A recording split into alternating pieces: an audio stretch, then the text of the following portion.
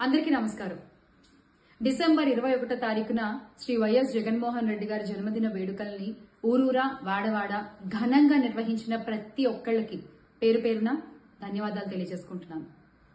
ప్రజా పక్షాన నిలబడి ప్రజా సమస్యలపై పోరాడేటువంటి పార్టీ వైఎస్ఆర్ కాంగ్రెస్ పార్టీ. చిత్తశుద్ధితో పనిచేసి ప్రజా సంక్షేమాన్ని కోరుకునేటువంటి పార్టీ వైఎస్ఆర్ కాంగ్రెస్ పార్టీ.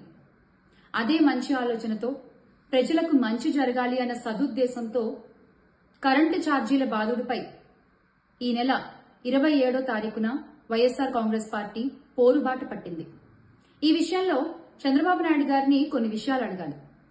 చంద్రబాబు నాయుడు గారు బషీర్బాగ్ కాల్పులు మర్చిపోయారా?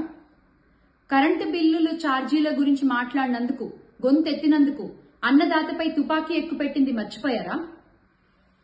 దేశానికి వెన్నుముక్కైనటువంటి రైతన్నపై బుల్లెట్లు దింపి హత్య చేసింది మర్చిపోయారా? నన్ను గుర్తు చేయమంటారా?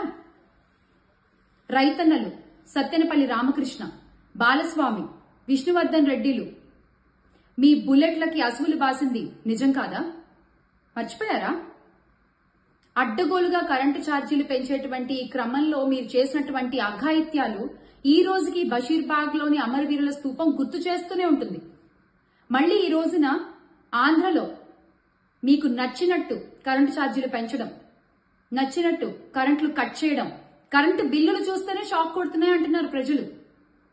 మీరు అధికారంలోకి వచ్చిన ఈ 6 నెలల్లో సామాన్య ప్రజలపై కరెంటు విషయంలో 15,000 కోట్లకి పైగా భారాన్ని మోపారు.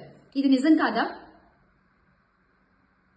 15,486.36 కోట్ల రూపాయలు గృహ వినియోగదారుడిపై మీరు మోపినటువంటి భారం ఇంకెంత భారాన్ని మోపుతారండి?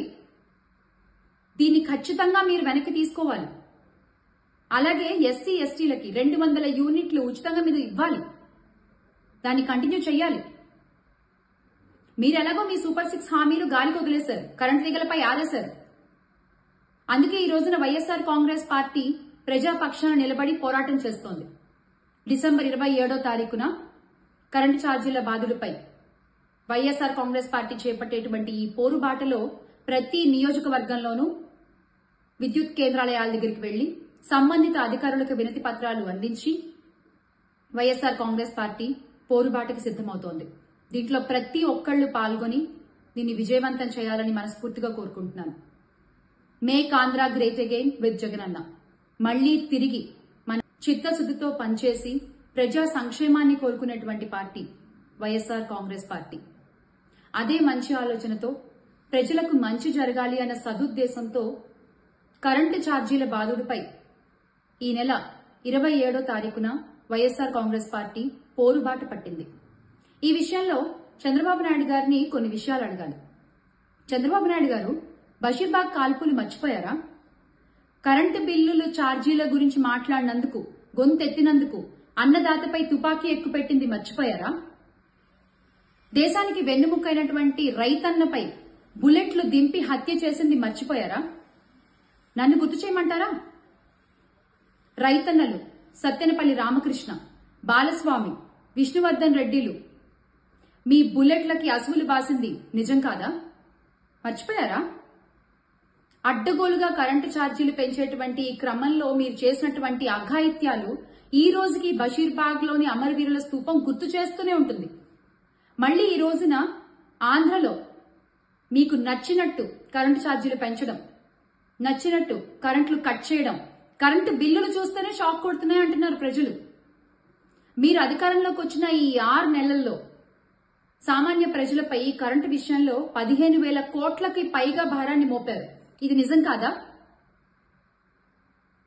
15,486.36 కోట్ల రూపాయలు గృహ వినియోగదారుడిపై మీరు మోపినటువంటి భారం ఇంకెంత భారాన్ని మోపుతారండి? దీన్ని ఖచ్చితంగా మీరు వెనక్కి తీసుకోవాలి. అలాగే ఎస్సీ ఎస్టీలకి 200 యూనిట్లు ఉచితంగా మీరు ఇవ్వాలి. దాన్ని కంటిన్యూ చేయాలి. మీరెలాగో మీ సూపర్ 6 హామీలు గాలికి వదిలేశారు, కరెంటు తీగలపై ఆరేశారు. అందుకే ఈ రోజున వైఎస్ఆర్ కాంగ్రెస్ పార్టీ ప్రజా పక్షాన నిలబడి పోరాటం చేస్తోంది. డిసెంబర్ 27వ తారీఖున కరెంటు ఛార్జీల బాదుడుపై వైఎస్ఆర్ కాంగ్రెస్ పార్టీ చేపట్టేటువంటి ఈ పోరుబాటలో ప్రతి నియోజకవర్గంలోనూ విద్యుత్ కేంద్రాలయాల దగ్గరికి వెళ్లి సంబంధిత అధికారులకు వినతి పత్రాలు అందించి వైఎస్ఆర్ కాంగ్రెస్ పార్టీ పోరుబాటుకు సిద్దమవుతోంది.